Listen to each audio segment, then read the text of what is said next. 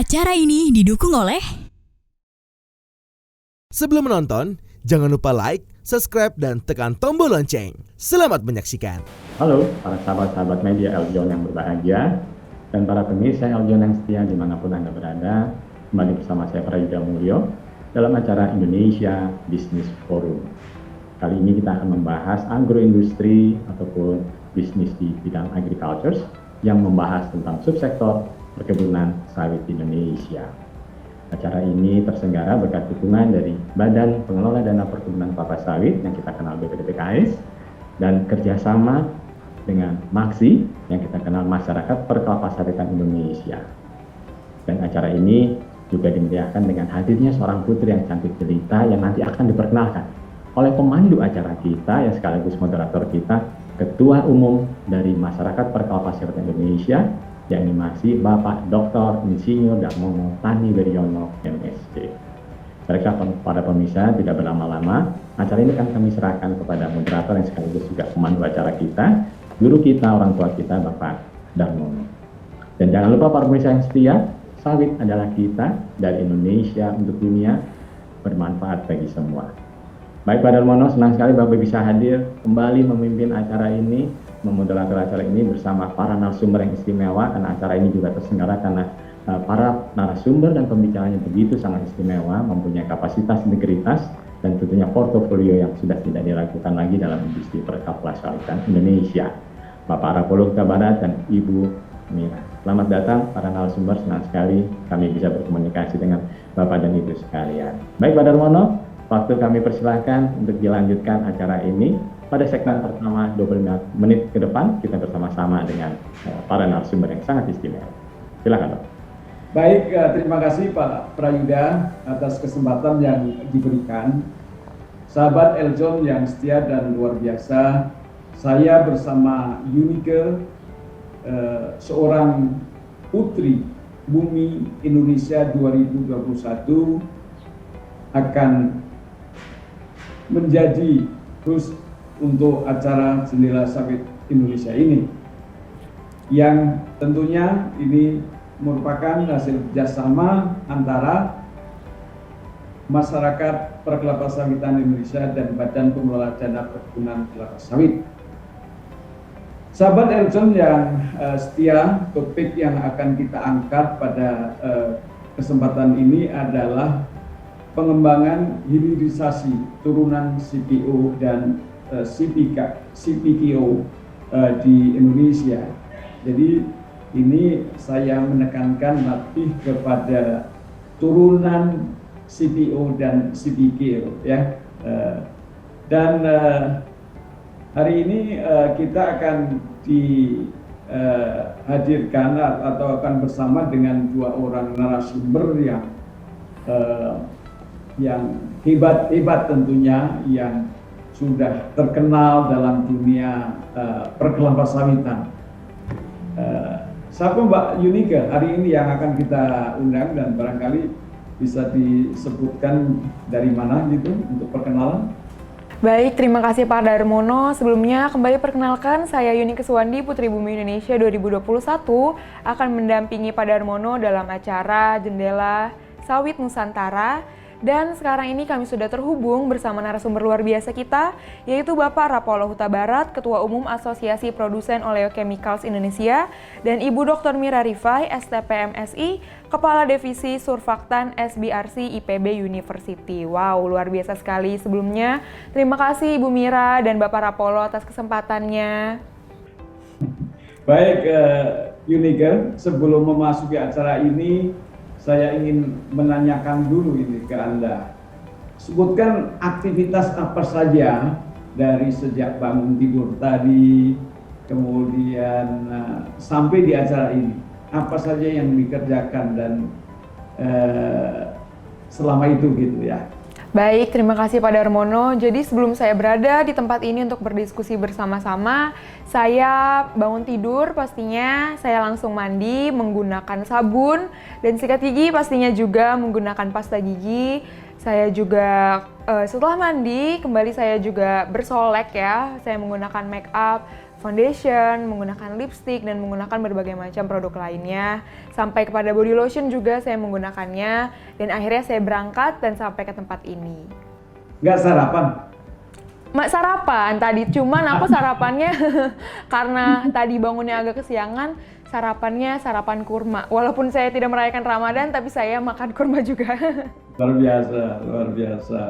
Baik, jadi kira-kira tadi kan dikatakan menggunakan sabun, menggunakan sikat gigi, ya, kemudian make up, pakai foundation, dan tentunya pakai lipstick segala macam kan? Iya, betul. Tahu nggak kira-kira bahwa di situ ada komponen dari sawitnya? Ini boleh saja bilang nggak tahu atau memang sudah tahu sebelumnya kalau itu di situ ada komponen sawitnya, semuanya.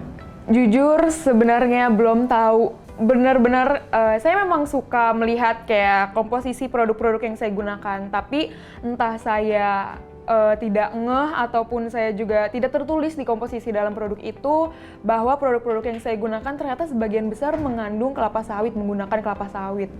Gitu sih Pak. Jadi saya nggak tahu, baru tahu ini sekarang saat Pak Darmono bilang, saya baru ngeh, wah ternyata hampir semua produk yang saya gunakan mengandung kelapa sawit. Iya betul. Nah, jadi memang kadang-kadang juga ini produsennya juga nggak mau ngasih tahu bahwa ada sawitnya gitu, karena ini kan opini negatif di luar negeri atau dimanapun ya, baik di Indonesia juga itu tidak suka dengan mengatakan di dalamnya ada sawitnya gitu kan, apalagi yang anti sawit mana mau menuliskan itu di situ. Jadi baiklah, kayaknya memang kita harus dengarkan langsung saja dengan para ahlinya nanti yang akan meyakinkan Mbak Yunike dan juga kaum milenial lainnya bahwa kita hidup sehari-hari dari pagi sampai nanti menjelang tidur itu menggunakan hampir semuanya ada komponen sawitnya atau minyak sawitnya atau turunannya yang akan disampaikan oleh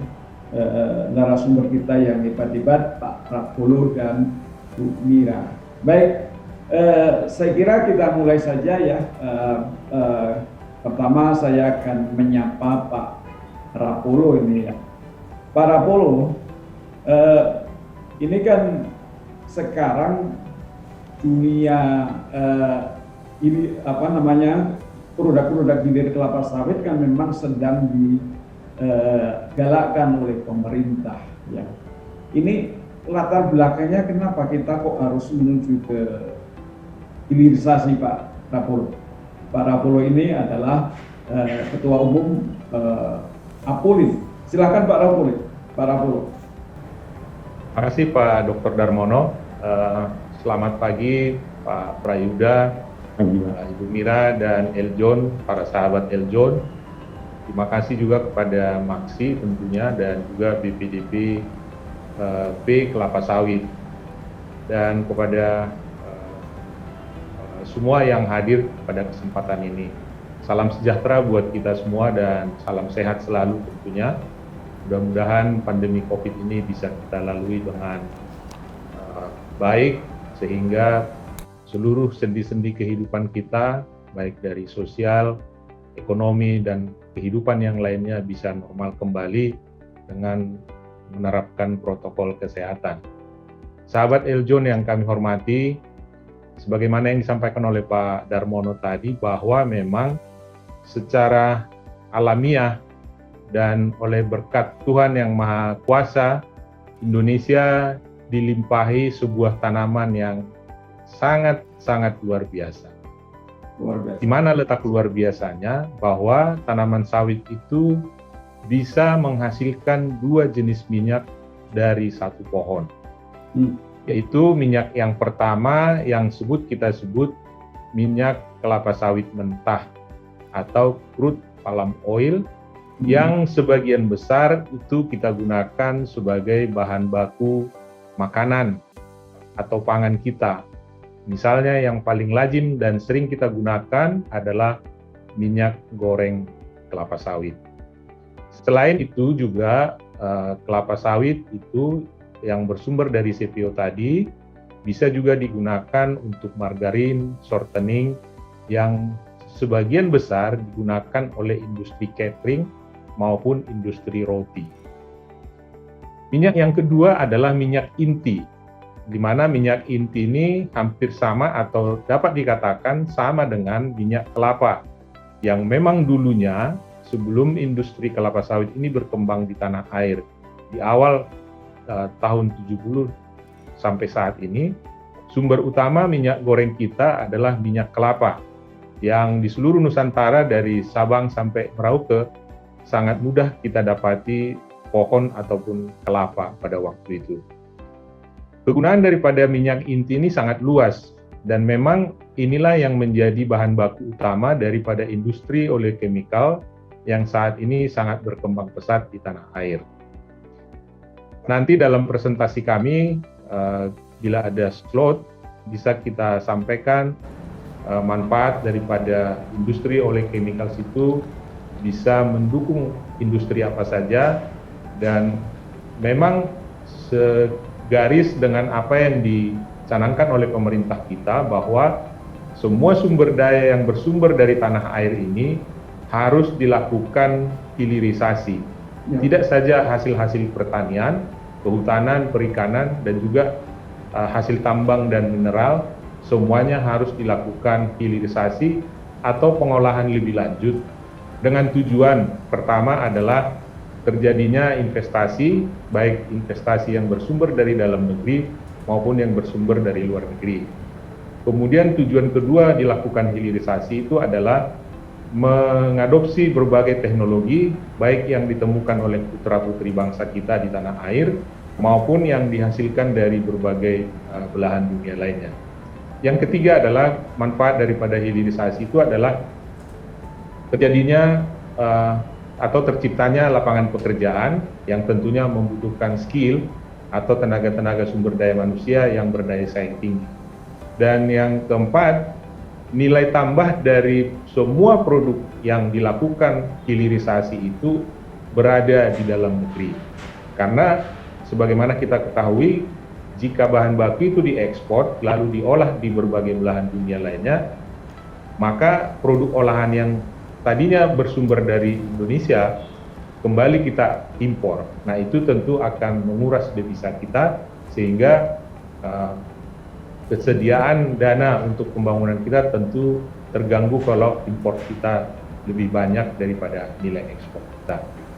Lalu yang kelima adalah manfaat daripada hilirisasi itu adalah dikhususkan memang diberikan oleh pemerintah berbagai insentif, terutama untuk daerah-daerah yang di luar Pulau Jawa dan Pulau Sumatera.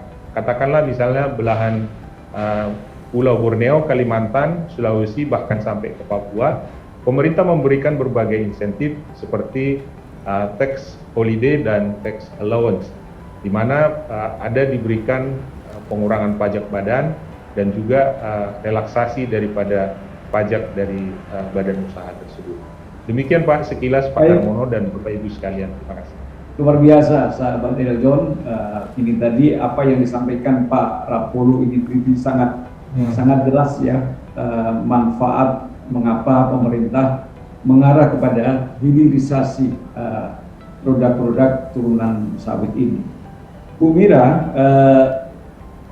boleh dikonfirmasi tadi keraguan dari Mbak Yunike tadi ya, mengenai apakah benar memang produk-produk hilir sawit tadi memang manfaat bagi masyarakat, dan kira-kira bagaimana perkembangan ini di Indonesia? Bisa nambahkan informasi yang dari Pak Rapolo tadi berada.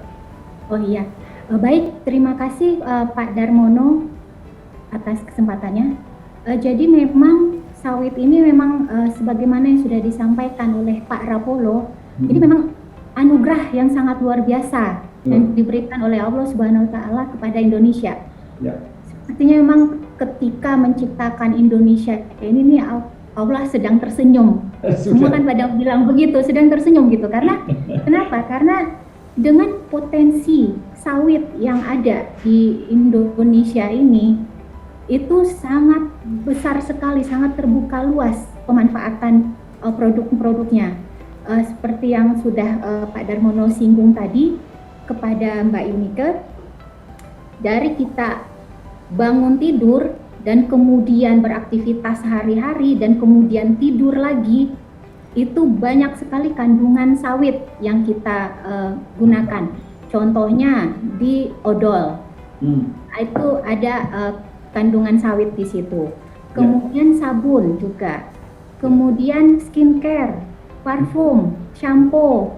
Jadi dan ketika makan perut kita juga diisi dengan produk sawit juga, misalnya margarin.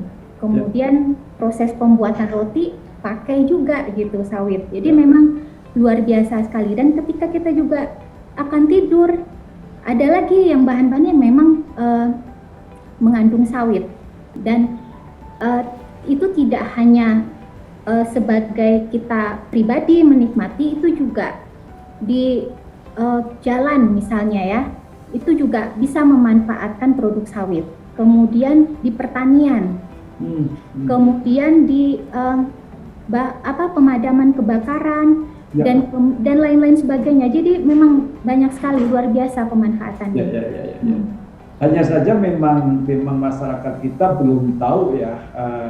Pada umumnya masyarakat kita kalau ditanya sawit, taunya minyak goreng. Kalau nggak minyak goreng, margarin ya Pak ya. Iya. Nah gitu. Itu memang itu yang masih PR ya bagi BPDPKS ya Pak Yuda ya. Ya benar. Untuk sosialisasi terus gitu. Ya. Kalau dari beberapa tahun terakhir kan BPDPKS sudah giat ya Pak untuk mensosialisasikan, dan alhamdulillah kalau menurut saya sih sudah mulai aware Pak. Masyarakat sudah mulai paham. Ya, baik. Ini mungkin nanti tentunya tugas Mbak Yunike juga ya, untuk gimana Mbak Yunike bersedia kan gitu kan, apalagi nanti ini pengetahuannya sudah ditambah dari hari ini dari para narasumber ini. Siap dong Pak Darmono, saya pasti akan selalu siap untuk membantu mensosialisasikan kepada sekitar saya ya, pasti lingkungan saya.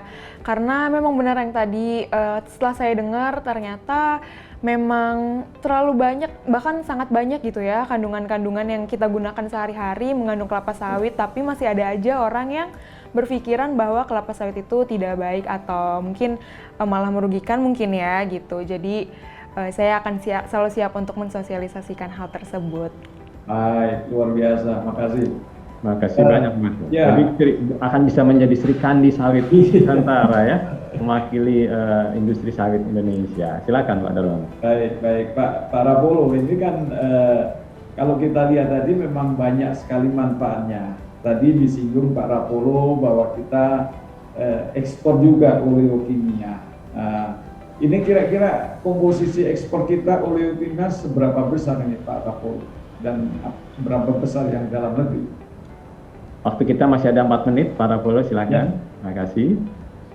Ya, jadi terkait dengan ekspor kita Pak, untuk khusus produk oleochemicals yang disepakati oleh anggota APOLIN itu ada 15 HS Code, di mana HS Code itu menjadi acuan di seluruh dunia untuk melakukan pengisian dokumen di kepabeanan atau bea cukai.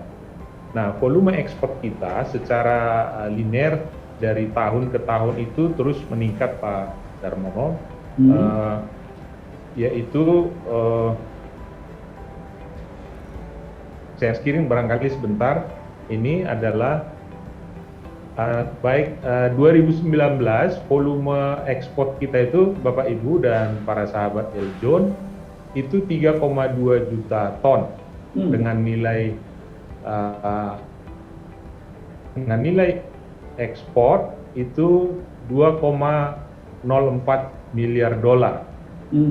2020 naik lagi volumenya menjadi 3,77 juta ton dengan nilai ekspor 2,64 miliar dolar. Tahun lalu ini suatu pencapaian yang menurut kami sangat baik. Di tahun lalu volume ekspor kita itu 4,2 juta ton dengan nilai ekspor 4,42 miliar dolar. Nah, untuk tahun ini kami perkirakan dengan kinerja ekspor Januari-Februari ini akan kita estimasi paling tidak 4,7 juta ton. Luar biasa. Demikian Pak Darmono dan Bapak Ibu sekalian dan para sahabat Eljon. Pak Rapolo, padahal kita pandemi COVID, Pak Rapolo. Ini apa karena itu atau bagaimana kira-kira? Ya, seiring dengan situasi pandemi COVID ini, memang semua belahan dunia, masyarakat dunia juga tidak menginginkan terjadinya pandemi COVID ini. Betul. Tetapi itulah siklus kehidupan kita sebagai makhluk yang maha kuasa. Dan memang produk oleochemical ini sangat banyak diperlukan untuk industri farmasi. Seperti kebutuhan gliserin untuk hand sanitizer, kemudian sabun, kemudian juga untuk vitamin dan makanan food atau healthcare yang sangat kita perlukan untuk menambah daya tahan tubuh kita. Jadi memang ada seiring dengan pandemi COVID ini permintaan dunia meningkat dan juga konsumsi di dalam negeri juga meningkat. Baik, luar biasa. Pak Yuda bagaimana? Menarik sekali, waktu kita juga yang akan memisahkan kita atau menghentikan kita di segmen pertama, tapi menarik sekali beberapa pernyataan dari para narasumber bahwa banyak sekali produk sawit tetapi tidak terlihat di dalam produk jadinya, seperti Mbak Yunike katakan tadi. Saya nggak tahu Pak, mana sih yang disebut dengan minyak sawit. Nah, bagian dari minyak sawit ternyata 24 jam hidup kita selalu bergantung kepada sawit, itu satu. Kedua, tadi dari Ibu Dr. Mira mengatakan kelihatannya memang menjadi PR kita semua untuk mengadukan edukasi, ya, ada literasi yang mengenalkan produk-produk sawit yang begitu banyak. Dan terakhir Pak Rapolo mengatakan ternyata produk sawit kita dipakai juga untuk mengatasi pandemi. Jadi sesuatu yang kelihatannya bermanfaat tetapi kurang ada gaungnya Pak Darmono. Nah, itu menjadi sebuah upaya kita sama-sama untuk bagaimana mempromosikan, mensosialisasikan, bahkan memberikan edukasi yang baik kepada masyarakat dunia yang seperti dikatakan, sawit adalah kita dari Indonesia untuk dunia, bermanfaat bagi semua. Para pemirsa Eljon, jangan kemana-mana. Di segmen kedua nanti para narasumber akan bicara lebih banyak tentang bagaimana produk turunan itu ternyata melingkupi hidup kita 24 jam bersama sawit, 360 derajat Pak Darmono ada sawit. Wah, bayangin ya, 24 jam bersama sawit, 360 derajat bersama sawit. Begitu ya para Polo ya. Dan kelihatannya ada 15 HS Food yang akan memberikan kontribusi begitu besar kepada devisa negara kita. Tetap bersama Eljon dalam acara Jendela Sawit Nusantara.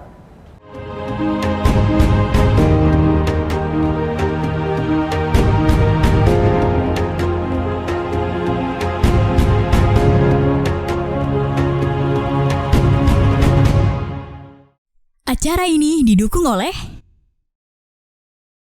Para pemirsa Eljon yang setia, kembali bersama kami dalam acara Jendela Sawit Nusantara. Kali ini kita hadir dengan para narasumber yang begitu istimewa dari Bogor, SBRC Center, dan dari Apolin, Bapak Rapolo Tabara. Silakan Pak Darmono. Baik, sahabat Eljon yang setia dan luar biasa. Kita tahu tadi dari segmen sebelumnya bahwa manfaat sawit luar biasa, dan saya kira masyarakat dunia nanti tentunya kalau ini sampai di adik-adik di luar negeri ya, perlu disampaikan bahwa kontribusi sawit untuk dunia itu luar biasa. Jadi, dan apalagi tadi manfaat untuk pengendalian atau penekanan dampak dari COVID juga sudah disebutkan tadi. Jadi ini mohon nanti bisa disampaikan ke yang lain ya, bahwa ini Indonesia berkontribusi tidak hanya kepada masyarakat kita tetapi juga masyarakat dunia. Banyak sekali manfaat yang bisa diambil dari atau dihasilkan dari produk-produk kelapa sawit. Dan yang penting tentunya ini masyarakat kita sendiri gitu. Tadi sudah berkali-kali kita sampaikan kurang banyak yang tahu tentang sawit ya. Ini makanya pada kesempatan ini dan tentunya pada acara-acara Sedila Sawit Nusantara selalu akan melibatkan kaum milenial ya. Makanya Unique hadir bersama kita ini bisa nantinya untuk meneruskan kepada generasi milenial yang lain. Baik, saya akan lanjut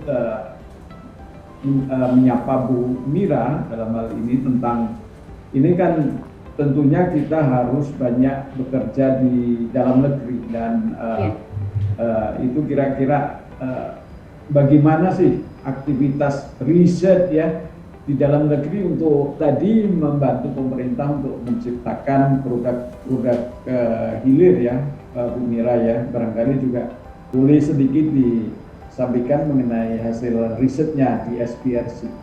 Ya, baik. Terima kasih Pak Darmono atas kesempatannya. Jadi kami peneliti dari Pusat Penelitian Surfaktan dan Bioenergi atau Surfaktan and Bioenergy Research Center LPPM IPB. Jadi memang tupoksi SPRC yang ditugaskan oleh IPB adalah memang untuk mengembangkan produk-produk surfaktan dan juga produk-produk bioenergi gitu. Nah, tentunya karena kita di sini membahasnya oleokimia, jadi kita batasi di surfaktan ya Pak ya dan teman-temannya seperti itu. Walaupun ada juga nanti terselip juga bioenergi di situ. Nah, memang selama ini kami fokus untuk mengembangkan produk-produk olahan sawit untuk surfaktan, emulsifier, dan produk-produk lainnya. Jadi itu beberapa jenis surfaktan sudah diteliti dan dikembangkan oleh SPRC. Contohnya surfaktan metil sulfonat, kemudian dietanol amida, kemudian juga sukrosa ester, dan masih banyak lagi seperti itu.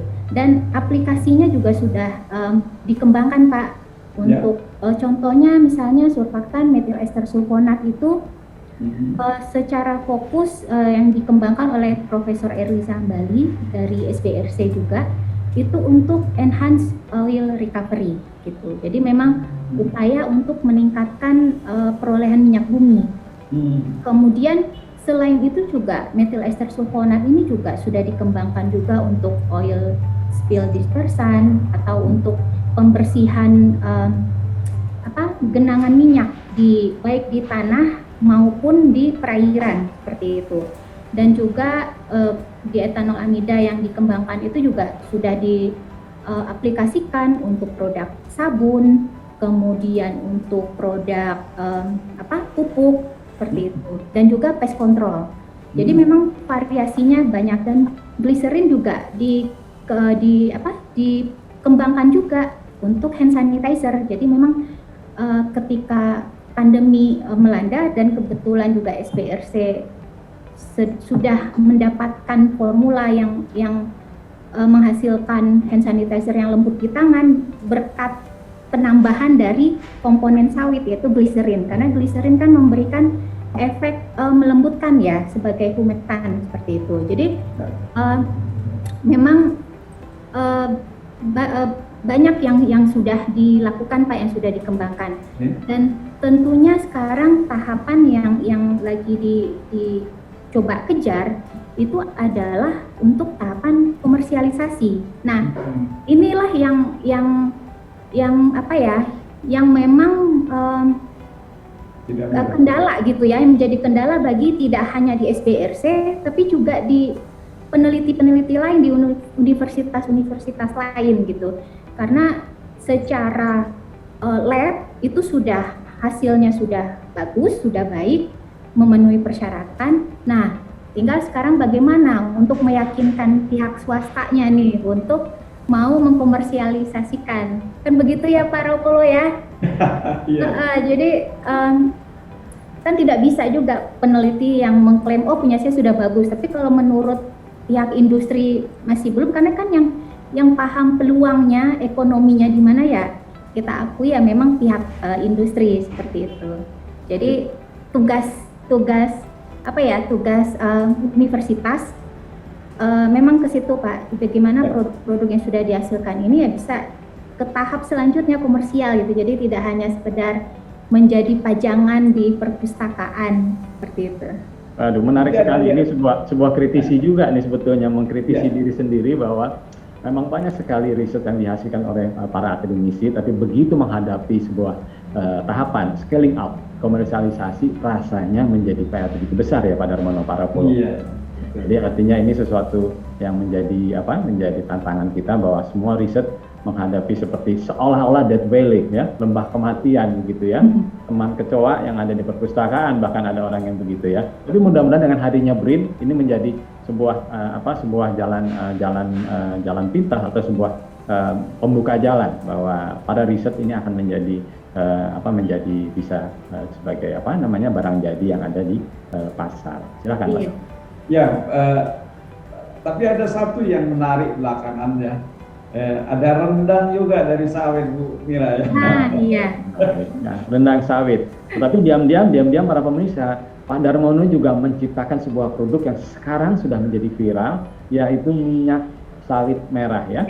Nah, itu juga sesuatu yang menarik karena itu juga hilirisasi sebetulnya. Tidak terlalu perlu proses ya. Mungkin nanti Pak Darmono bisa menyinggung sedikit bagaimana minyak sawit merah Salmira menjadi sebuah tumpuan bagi kesehatan ke depan ya. Tapi ini akan kita bahas khusus nanti di wah menarik sekali ya. Ada sawit Nusantara juga nanti. Baik, terima kasih Pak. Para Polo, ini kan kalau melihat tadi, ini berarti kita nggak kalah dengan Malaysia ya. Kan selama ini masyarakat selalu bilang bahwa masyarakat Malaysia lebih unggul dalam hal hilirisasi. Gimana Pak Rapo? Ya, secara pandangan umum memang ada yang mengatakan seperti itu, dan menurut hemat kami setiap negara tentu punya keunggulan masing-masing. Baik yang dia lebih dahulu mencapai keunggulan itu menjadi sesuatu yang nilai tambah, dan semua negara terbuka untuk mencapai sebuah kemajuan. Nah, dari sisi ilmu dan teknologi, barangkali putra-putri kita, bangsa ini juga tidak kalah, baik dari sektor sawit maupun dari sektor industri yang lain. Dan memang kita akui Malaysia sempat leading dari sisi produktivitas maupun dari sisi produksi. Tetapi tahun 1996 Indonesia sudah mengambil alih, baik dari sisi luas lahan, produktivitas juga tidak kalah dengan mereka. Kemudian pangsa pasar kita sekarang adalah yang terbesar di seluruh dunia. Jadi Indonesia itu dari sektor sawit, luas lahan terbesar, produksi CPU terbesar, produksi CPGO terbesar, jumlah tenaga kerja yang sangat besar, pangsa pasar dalam negeri juga tidak kalah banyak dibandingkan dengan pangsa pasar atau volume ekspor yang kita lakukan ke berbagai penjuru dunia. Nah, saya sedikit tambahkan Pak Darmono dan Bapak Ibu sekalian dan para sahabat setia Eljon, bahwa secara alamiah memang minyak sawit itu sudah dianugerahi nutrisi yang sangat banyak. Bisa sebagai sumber provitamin A atau vitamin A, menjadi sumber vitamin E, dan menjadi, kalau minyak intinya itu hampir 99,9% itu hampir menyerupai formula daripada air susu ibu. Jadi sawit ini juga banyak digunakan untuk industri susu, formula untuk makanan bayi.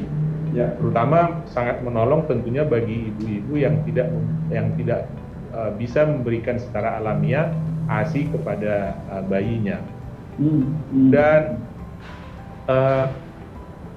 menjadi tantangan bagi kita semuanya sebenarnya, terutama teman-teman yang para ilmuwan muda yang berusia muda, dan di tangan mereka inilah sebenarnya masa depan bangsa kita secara keseluruhan. Jadi sebenarnya seperti yang disampaikan oleh Ibu Mira tadi dan Pak Darmono, sebenarnya sangat banyak penelitian-penelitian yang sangat berguna dalam skala lab, mungkin juga sudah dalam skala scale up, tetapi menjadi tugas menurut hemat kami dari Apolin sebenarnya itu adalah tugas pemerintah. Dalam hal ini BUMN, karena di BUMN ini misalnya dari sisi farmasi, kan ada banyak industri farmasi yang di bawah BUMN, sehingga nutrisi yang berfungsi sebagai multivitamin dan manfaat untuk kesehatan dari sawit itu, untuk scale up-nya itu sebenarnya menjadi tugas negara sebenarnya. Dan itu kalau sudah berhasil tentu sektor swasta yang lain akan melihat, karena swasta murni akan melihat kalau ada peluang tentu dia akan masuk ke sektor itu.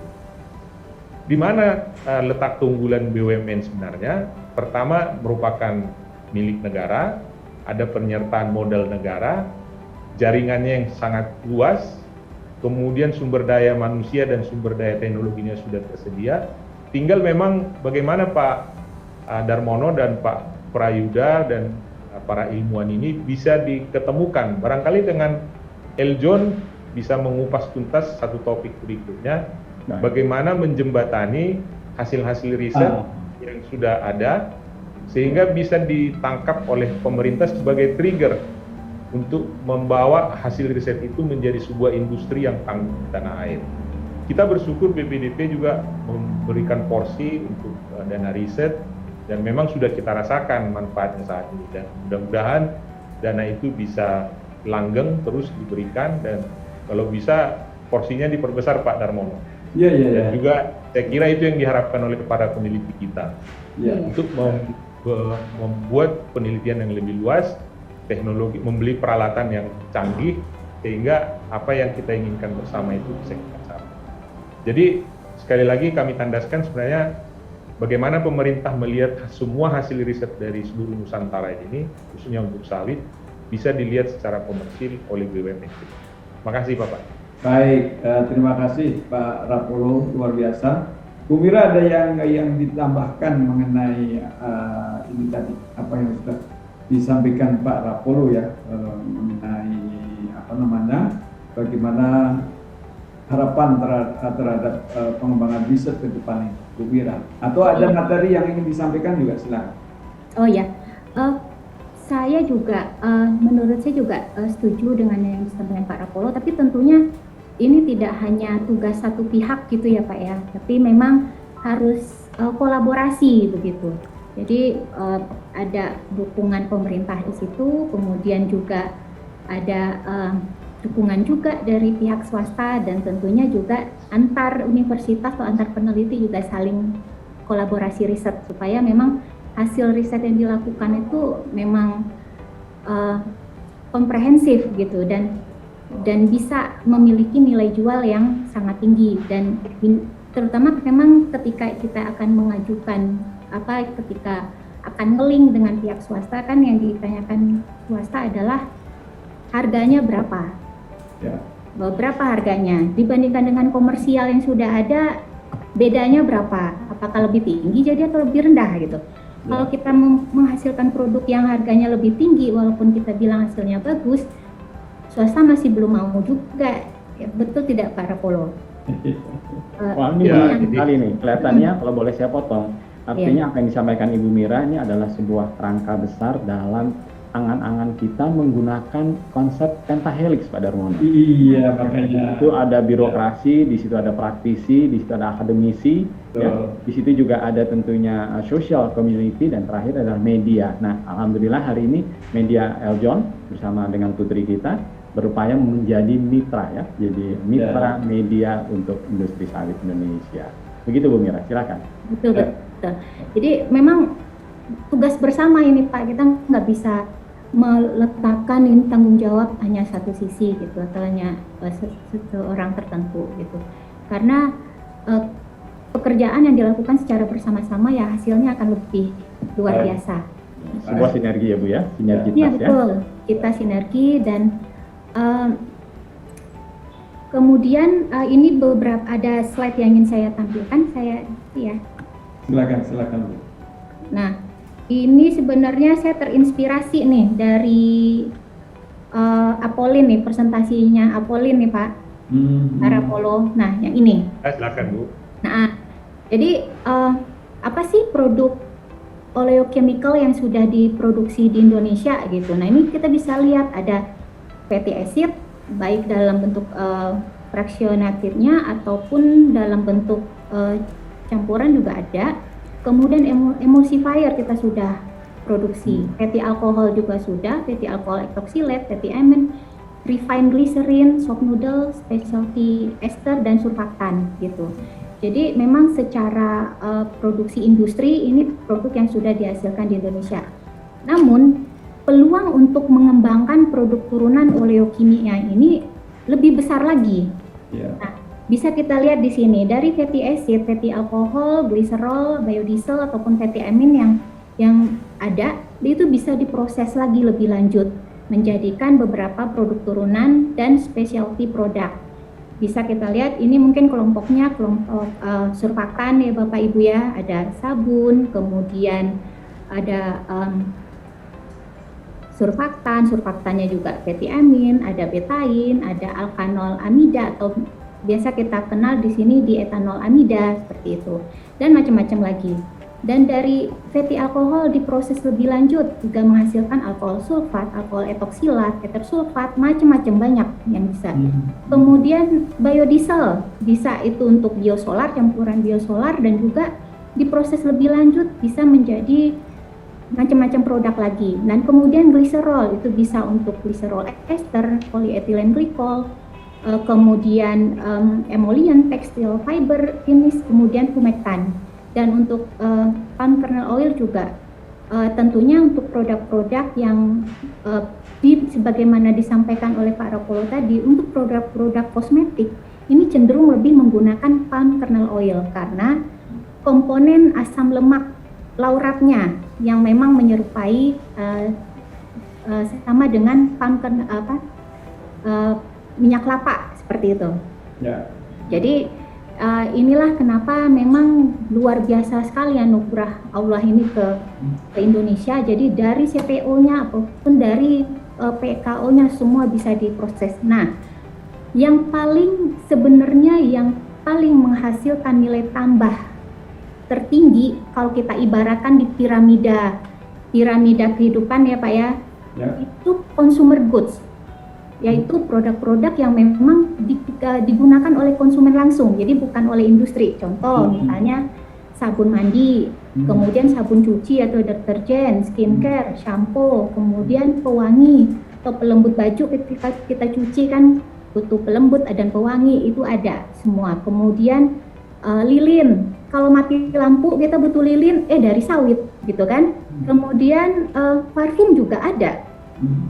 Komponen dari untuk membuat parfum itu bisa juga dari sawit. Kemudian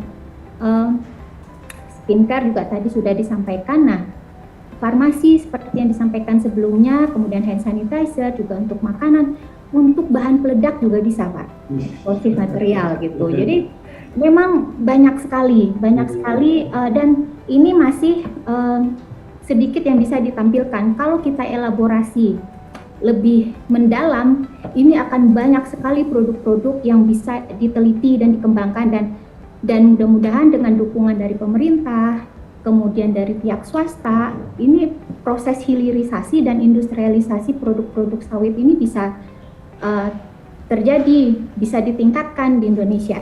Demikian Pak. Baik, luar biasa Mbak Yunike. Ini kayaknya ini kesempatan untuk Yunike untuk bisa jalan-jalan ini di industri sabun ini Pak Rapolo. Ke Sumatera Utara ya, sekali-sekali kita jalan-jalan ke Sumatera Utara untuk supaya bisa mensiarkan. Kalau saya yang udah tua kayak gini agak susah lah, dilihat aja orang bosan lihat saya Pak Rapolo. Kalau Yunike nanti bisa jalan-jalan ke Sumatera Utara, lihat produk sabun, dan tadi seperti apa yang disampaikan Bu Mira tadi luar biasa. Dan inilah sahabat Eljon yang setia, sudah kita tunjukkan betapa besarnya manfaat sawit untuk manusia ya, untuk kehidupan manusia, luar biasa. Jadi gimana Mbak Yunika? Kita ke Milan gitu? Wow. Diantar Pak Rapolo. Boleh Pak, saya juga nggak sabar untuk melihat mungkin beneran diajak ke Sumatera untuk melihat hasil produk olahan kelapa sawit dan turunannya gitu ya, karena ternyata luar biasa banget. Karena yang tadinya saya mengira hanya produk kelapa sawit ini hanya yang saya tahu itu hanya margarin dan minyak, betul kata Bapak sekalian tadi. Ternyata 24 jam aktivitas yang saya lakukan, baik di dalam rumah ataupun di luar rumah, bahkan sampai ke kosmetik pun sekalipun, bahkan kelapa sawit ini menjadi bahan baku biodiesel juga begitu ya. Sangat banyak gitu manfaatnya. Jadi saya makin gak sabar buat memperkenalkan dan mengajak generasi-generasi milenial penerus bangsa lainnya juga untuk semakin memperkenalkan kelapa sawit ini yang sangat banyak manfaatnya begitu Bapak. Waduh, menarik. Nah, Pak Darmono, dengan waktu yang sisa 2 menit, mungkin ada closing statement. Saya serahkan kepada Darmono, silakan. Siapa yang ingin closing statement? Saya kira ini saya minta Bu Mira dulu. Kira-kira apa sih pesan? Kalau tadi kan Yunika sudah menyampaikan pesannya. Ini Bu Mira apa sih? Mungkin silakan Bu Mira. 1 menit Bu Mira. Waduh, kita dikejar. Saya mau menambahkan sebentar buat Mbak Yunika ya. Jadi tidak hanya sehari-hari gitu Mbak. Jadi ketika Mbak Yunika pergi naik mobil, nah itu ada komponen sawit juga di situ. Contohnya kalau misalnya menggunakan mobil diesel ya, ada solarnya Pak ya. Dan kemudian bannya ada juga fatty acid di situ. Kemudian jok ada juga sabut sawit di situ. Jadi banyak gitu kan. Artinya jadi sebagai yang bisa dari yang sudah kita sampaikan, sudah kita bicarakan ini, memang produk sawit ini, komoditas sawit ini memang sangat luar biasa. Mulai dari daunnya, tandan kosongnya, TBS-nya, kemudian batangnya, dan semua itu bisa diolah menjadi produk-produk bernilai tambah tinggi. Dan tentunya ini butuh pemikiran, butuh usaha dan kerja keras tim para peneliti, bekerja sama juga dengan pihak swasta dan juga mendapat support dana penelitian dari pemerintah, walaupun dan juga dari swasta ya Pak ya, karena dua pihak ini yang peneliti bisa mendapatkan bantuan dana penelitian. Baik. Pak Rapolo, ada waktu lagi? 1 menit lagi nih Pak Darmono. Terima kasih Pak Darmono. Jadi, ya, terima kasih untuk semua sahabat Eljon dan Bapak Ibu sekalian. Ada statement yang ingin kami sampaikan, yaitu kekayaan yang terkandung di dalam sawit Indonesia itu, baik dari hulu sampai ke hilir, harus mampu kita bawa menjadi sebuah jendela di mana dengan sawit ini dunia bisa melihat bahwa sawit sangat dibutuhkan. Dan Indonesia harus bisa melihat bahwa sawit harus mampu memberikan kontribusi bagi dunia. Saya kira itu Bapak Ibu, terima kasih. Terima kasih. Waktu Juai yang memisah kita. Terima kasih Pak Rapolo yang sudah memberikan banyak inspirasi bagi kita. Ibu Mira yang terus melakukan research, dan mudah-mudahan putri kita yang cantik jelita menjadi ambassadors from palm ya. Jadi artinya benar-benar menjadi duta ya, duta Indonesia untuk industri sawit. Terima kasih para pemirsa Eljon yang setia, para narasumber yang istimewa, Bapak pemandu acara Bapak Dr. Insinyur Darmono Sandi Giryono, Master of Science. Senang sekali bisa berjumpa dengan Bapak-bapak dan Ibu sekalian. Jangan lupa sawit adalah kita. Dari Indonesia untuk dunia, bermanfaat bagi semua. Sampai jumpa di lain kesempatan dalam rangkaian acara Jendela Sawit Nusantara yang masih ada 2 rangkaian acara lagi yang akan kita selesaikan. Sampai jumpa dan selalu sehat sejahtera. Terima kasih.